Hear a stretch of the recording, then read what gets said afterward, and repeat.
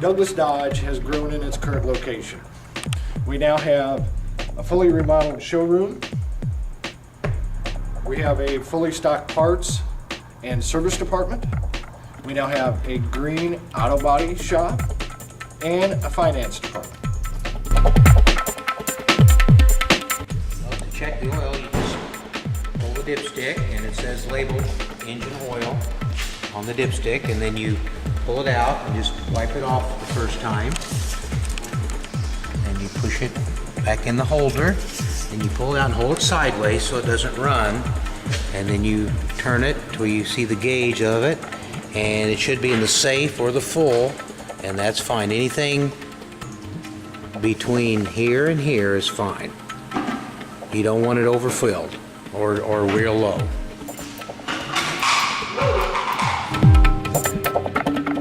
Okay, my car is just not handling it right. One of the main components for that is misalignment.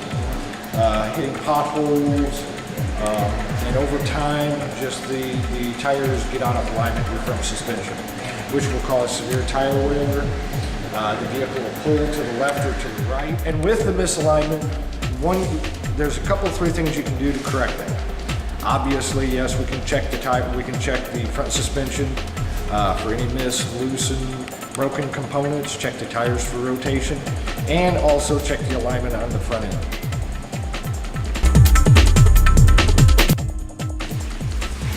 The washer fluid, it's labeled, looks like a windshield.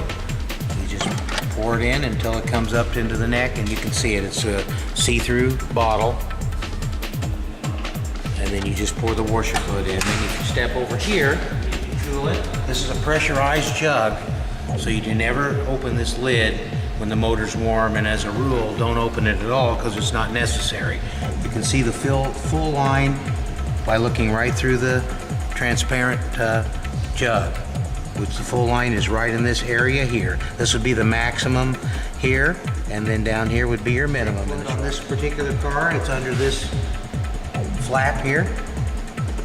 Lift it up, and you can look right down through there, and then to add the brake fluid, you would take the top off and pour it right in as so.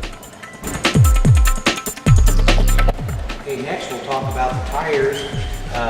Tire inflation and rotation is very important on cars. And luckily by today's cars you have a tire pressure monitor on your dash that will alert you if your tires are below a certain threshold. But it is good to check them yourself periodically with the tire gauge. It's very simple. You just unscrew the lid, put the gauge in, read it, and this one reads about 35 pounds. Which is right in spec for this particular vehicle. As far as tire rotation,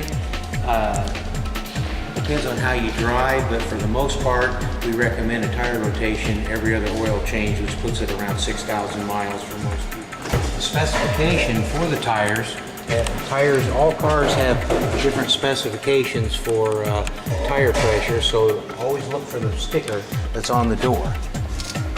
It's right here. It says tire inflation and loading information, and that's the pressures you need to go by for your particular car. This one says minimum would be 30 pounds. This one had 34 psi, so you were right in the ballpark. They do give you a threshold on that, but always go by the sticker. One of the easiest things you can do, especially through the winter months, is just every so often run your air conditioning. It sounds crazy when it's cold out, but what this will do, this will lubricate all of your internal components, lubricate the AC compressor, and also make it last a lot longer. That's one easy quick tip to remember.